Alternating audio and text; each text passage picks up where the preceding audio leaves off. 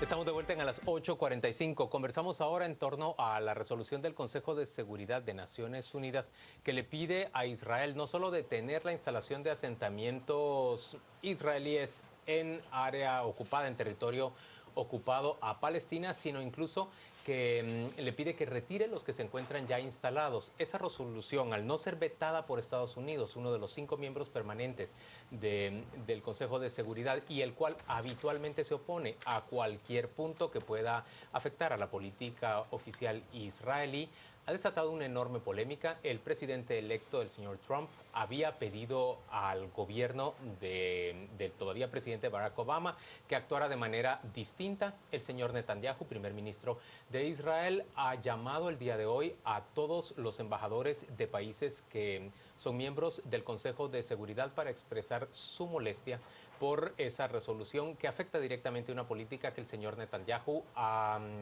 ha dirigido de manera expresa. Hoy nos acompañan dos expertos en el tema para conversar el asunto.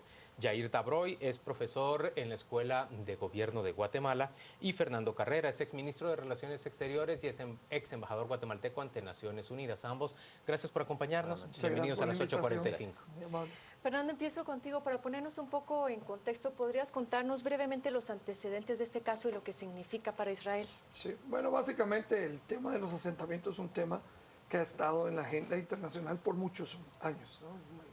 Básicamente la posición de la comunidad internacional ha sido que los asentamientos en territorios ocupados violan la ley internacional, porque a nivel internacional no se reconoce esa invasión de Israel de lo que se considera pues futuro posible territorio de Palestina, o que algunos países, incluso no el caso de Guatemala, reconocen como territorio palestino.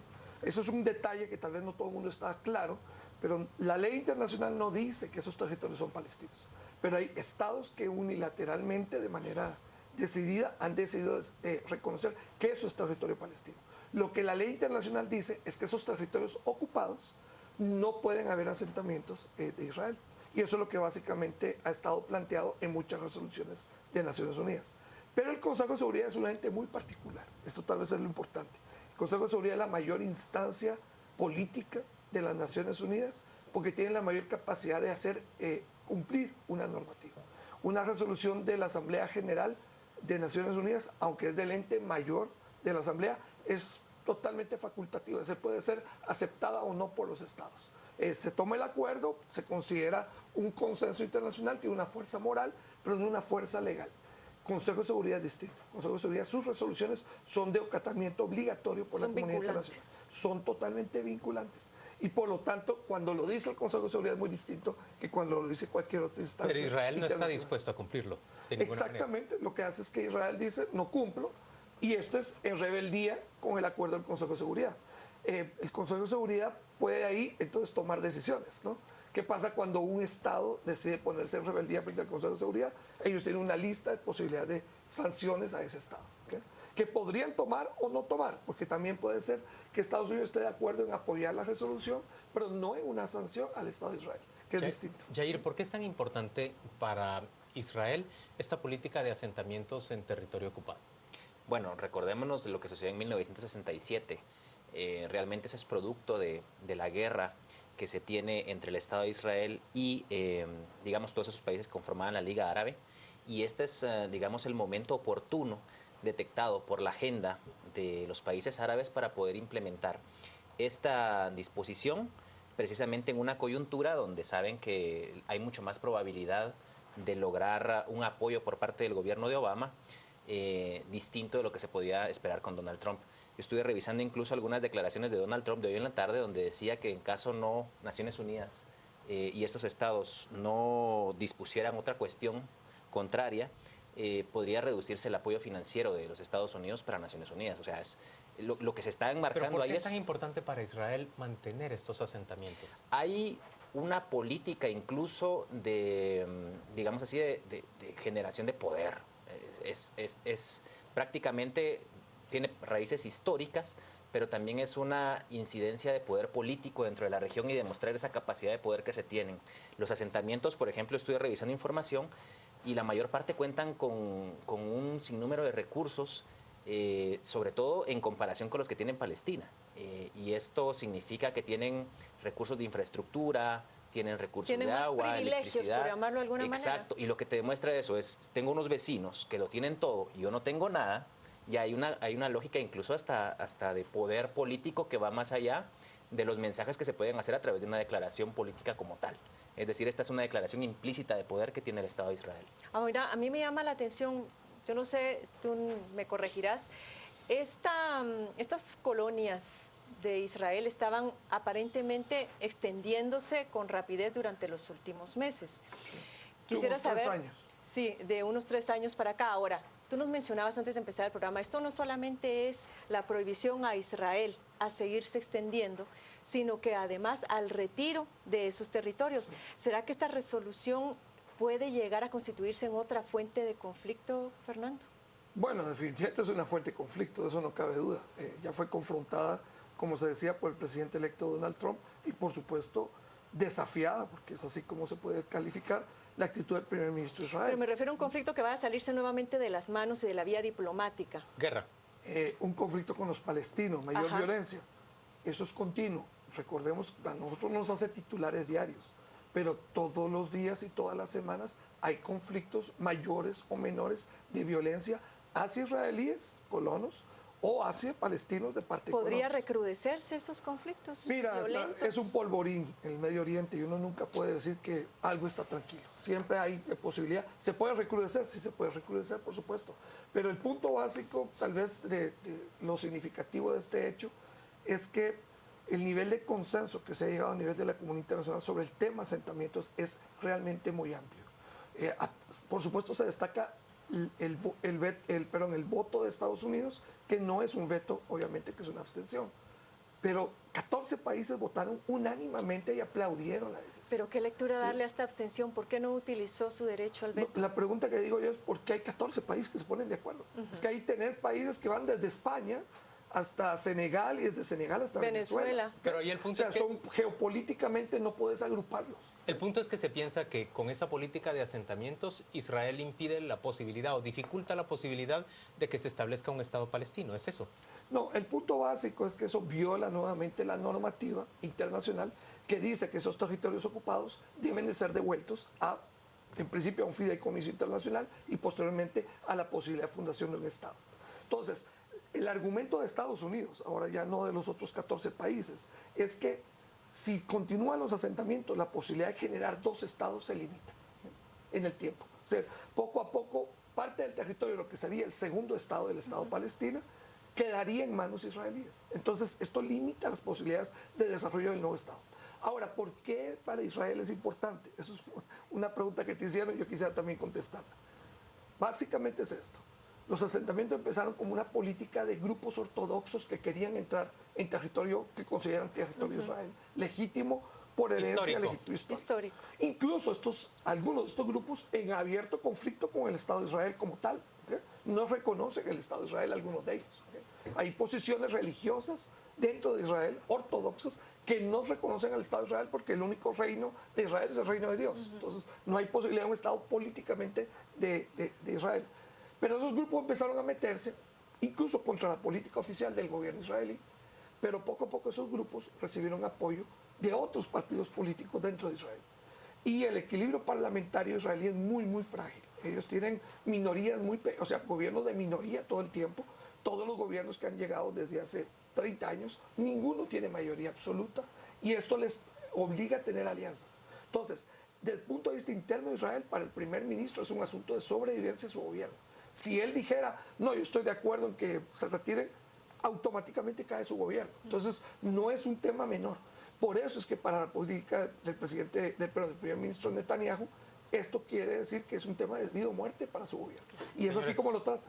vamos a hacer una pausa comercial y vamos a volver dentro de muy poco para discutir exactamente qué consecuencias puede tener el hecho de que Israel desafíe esta resolución del Consejo de Seguridad y por supuesto también qué consecuencias puede tener que el nuevo gobierno de Estados Unidos a partir del 20 de enero modifique completamente esta posición adentro del Consejo de Seguridad y en el entorno geopolítico. Ya venimos.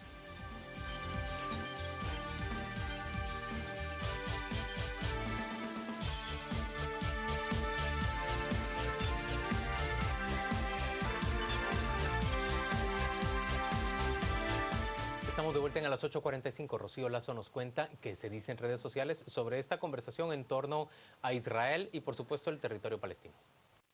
Gracias, vemos son cuáles los comentarios que tenemos ya a través de nuestras redes sociales. Tenemos ya el de Ricardo, quien nos dice: creo que es injusto, pues también tienen derechos como humanos a tener un lugar donde habitar. Y Luis Carlos: Palestina aseguró que se trata de un gran golpe para Israel. Yo pienso que la ONU actuó muy tarde. Le recordamos, como siempre, participar con el hashtag a las 8:45. Regresamos con usted. Gracias, Rocío. Carmen Ortiz tiene la siguiente pregunta. Y ya nos decía Fernando Carrera, antes de irnos a corte, que él quiso resaltar esta unión de los 14 más que la posición de Estados Unidos. Hubo presiones del primer ministro para que Estados Unidos usara su derecho al veto, sin embargo, decidió irse por la abstención. ¿Qué lectura hacer de esta decisión de Estados Unidos? ¿Qué simboliza, Yair? Yo creo que al final de cuentas hay una posición intrínseca, no explícita, pero sí implícita, de respaldo a la posición, porque era muy fácil para Estados Unidos vetar esta resolución. Sin embargo, tratando de ser congruente con su apoyo histórico con el Estado de Israel, decide mejor abstenerse. El punto es la reacción que tiene ya Israel. De hecho, hay una amonestación verbal para los cancilleres y hay una suspensión de labores temporal. De relación de trabajo con los países que apoyaron. Exacto, con 12 de los países. Y hay una cuestión que les preocupa bastante, porque Israel comienza a detectar que esto puede ser un giro total que pueda percibirse en los próximos meses en contra de algunas disposiciones históricas que ha tenido la acción de Israel y de Estados Unidos dentro de Naciones Unidas. El 15 de enero hay una reunión precisamente en España, si no estoy mal, en la cual el Consejo de Seguridad va a tratar temas vinculantes a la situación geopolítica en el área de Medio Oriente. Y ellos están preocupados porque puede ser que esto haya abierto también cambios. De hecho, el gobierno de Suecia decía que a partir de 2017, que toma el control del Consejo de Seguridad, ellos hubieran hecho exactamente lo mismo que pasó el 23 de diciembre. Con la llegada, ya la juramentación de Donald Trump, ¿podría haber posibilidad de que se revierta esta decisión y entrar a otro tipo de acuerdo con él y con el Congreso? Yo creo que de poderse dar, creo que hay espacios para que suceda, pero va a ser un poco complicado y creo que si no se maneja con cierto criterio por parte del gobierno de los Estados Unidos, estamos hablando de que se pueden estar abriendo las puertas para que el polvorín que es Medio Oriente pues tenga el chispazo indicado y pueda convertirse en un efecto bastante efervescente, porque la posición de Israel es bastante fuerte. Fernando, ¿puede hacer cambiar el señor Trump esta correlación de fuerzas que ahora va en detrimento de Israel? Yo lo veo muy difícil, muy difícil. A ver, hay dos cosas. La primera es que hay un consenso de los 4 de los 5 miembros permanentes del Consejo de Seguridad. Es decir, la resolución es apoyada por el Reino Unido, por Francia, por China y por Rusia. Por supuesto que se ha vuelto famoso el voto de Senegal o el de Venezuela, pero eso no es lo significativo. Lo significativo es que Reino Unido, Francia, Rusia y China están de acuerdo. Y lo único que podían esperar si Estados Unidos iba a vetar o iba a estar...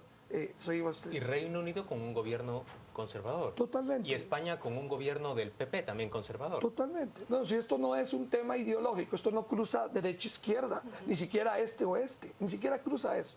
Entonces, por eso decía que el nivel de aislamiento que tiene Israel es enorme en este momento. Y cuando vienen los discursos de Israel en la Asamblea General y en el Consejo de Seguridad respondiendo a esto, sus ataques a Europa han aumentado verbalmente de una manera increíble. Les han dicho traidores, les han dicho cobardes, les han dicho doble discurso, les han dicho prácticamente que es el enemigo número 1 de Israel, Europa Occidental, ¿te das cuenta? Entonces, la radicalización de la posición internacional de Israel aísla la posición de Israel. Ahora, señor Trump entra y dice, yo voy con Israel y lo que diga Israel es lo mío y lo que voy. Bueno, lo que puede esperar uno en este tema, aislamiento del gobierno de Trump. Porque el aislamiento no va a cambiar porque el señor Trump diga, tengo que cambiar esta situación. Putin, que el señor Trump considera en alta estima, se habla públicamente de esto, no es una persona que va a cambiar de opinión porque Donald Trump está en la presidencia. Gobierno de Reino Unido no va a cambiar su posición porque Donald Trump está en la presidencia. China no va a cambiar su posición porque Donald Trump está en la presidencia.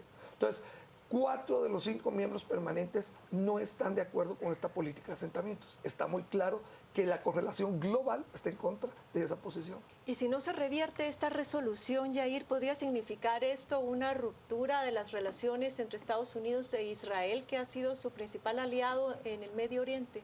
Yo no veo que exista la posibilidad de ruptura propiamente entre la política de Estados Unidos e Israel, sobre todo porque coincido con lo que dice Fernando, ambos estados están jugando a una política totalmente aislacionista. O sea, Donald Trump no es producto de la casualidad que está hablando de un muro con México, es aislacionismo. Y cada vez esas posiciones más radicales significan aislarse más en el mundo, que está en otro momento político.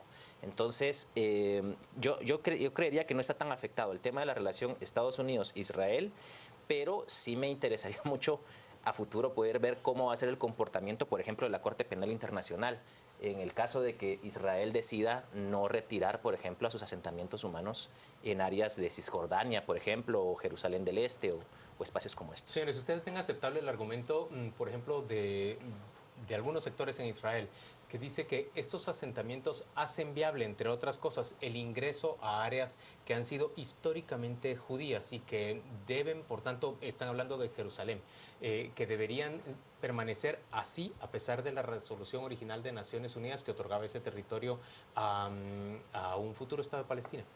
Mira, a ver, lo que es propiamente la política de asentamientos en territorio de Cisjordania, me parece que es totalmente clara la ley internacional, es violatorio de acuerdos internacionales, y aunque hubieran derechos históricos argumentados, la ley internacional no los reconoce. En el caso de Jerusalén del Este hay un debate, porque en esto no hay un acuerdo total en la comunidad internacional. Si Jerusalén debe ser partida totalmente, como era el acuerdo original, el que apoyó Guatemala en el año 49, ¿verdad? La partición de Jerusalén, que fue lo que sobrevivió hasta el año 67, dicho ese paso. Hasta el 67 Jerusalén estaba partida, era como Berlín, 2 ciudades, 2 sistemas, la ciudad histórica administrada internacionalmente. Así es, era un acuerdo. Después de eso cambió la situación, pero sobre eso tampoco hay un acuerdo claro internacional. Nadie le está pidiendo a Israel que devuelva totalmente todo lo que ha hecho en Jerusalén del Este. Lo que pasa es que los palestinos, ahora sí una posición más específica, no la comunidad internacional, sostienen que es su capital histórica también. Entonces, lo que se plantea a nivel internacional es que producto de una negociación se establecerá el Estatuto de Israel, de Jerusalén. Y esto es básicamente lo que se considera consenso internacional. Jerusalén, ¿cómo debe ser? Debe ser israelí, debe ser palestina, lo que decida un proceso de negociación. ¿Prevén ustedes que el señor Trump traslade la embajada de Estados Unidos de Tel Aviv a Jerusalén, Yair?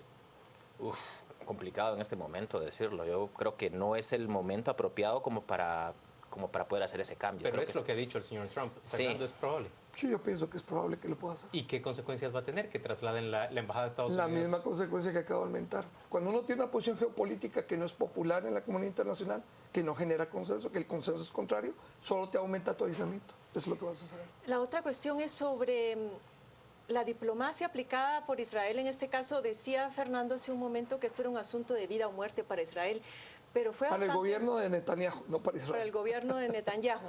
Sí. Llama la atención cómo las presiones sobre Egipto, que entiendo que fue quien redactó la resolución en primera instancia, y hubo presiones para que no se pusiera en la mesa de discusión del Consejo de Seguridad, y luego este llamado el día de Navidad a todos los embajadores que habían votado a favor para hacerles ver y manifestar su inconformidad formal con el asunto. En términos de diplomacia, ¿es común ver esto, Yair? No, no es común. De hecho, decían que el primer ministro Netanyahu haya llamado a cada uno de los cancilleres era ya una alerta. De los embajadores. Sí. Era ya una alerta de que la situación es sumamente complicada para los israelíes. Es decir, ellos sí lo ven como una amenaza directa a su política. Entonces, en términos diplomáticos hay un mensaje ya muy fuerte hacia estos estados que participaron en la votación en el Consejo de Seguridad, que todavía se complica un poco más con el rompimiento el día de hoy de la relación esta laboral que tiene con los 2 estados por parte del Estado israelí. Fernando, ¿realmente Estados Unidos se abstiene de votar porque se trata de un gobierno saliente cuyo partido no va a conservar el poder y por lo tanto tiene más libertad para actuar de la forma que actuó ante el Consejo de Seguridad? No creo que haya habido consideraciones de coyuntura. Yo leí el discurso de la embajadora Samantha Power y es un discurso montado sobre una lectura histórica de la diplomacia. La justificación del voto de Estados Unidos es que es consecuente con la política bipartidista que se ha tenido en Estados Unidos. Yo creo que el desafío al nuevo gobierno de Trump es, usted va a romper el consenso bipartidista de estar en contra de los asentamientos. O sea, gobiernos republicanos y demócratas han dicho que los asentamientos son ilegales y deben ser retenidos y deben de ser eliminados. Eso ha sido consenso. Entonces, la posición, yo creo que de Estados Unidos en este momento del presidente Obama fue plantear ante la comunidad internacional: nuestro consenso histórico es este. Si alguien viene a hacer algo distinto, rompe el consenso histórico de Estados Unidos. Y esto es importante también para Israel, porque precisamente hacía la acotación de que esto no es un tema de vida o muerte para Israel o para Netanyahu. ¿Por qué? Porque entre Israel los asentamientos no generan consenso. Eso es algo que hay que tener claro. No es que fuera de Israel todo el mundo está en contra y dentro de Israel todo el mundo está de acuerdo. No es así. Dentro de Israel hay amplios grupos políticos que no están de acuerdo con la política de asentamientos. Y sin embargo, no están en el poder, no están en el gobierno en este momento y por eso su voz no aparece a nivel internacional. Pero no genera consenso interno entre Israel tampoco. Señores, gracias a ambos por acompañarnos a las 8:45. Vamos rápidamente a trasladarle a Marjorie Fonan la batuta en este momento para que arranque ya con la discusión a las 10 p.m.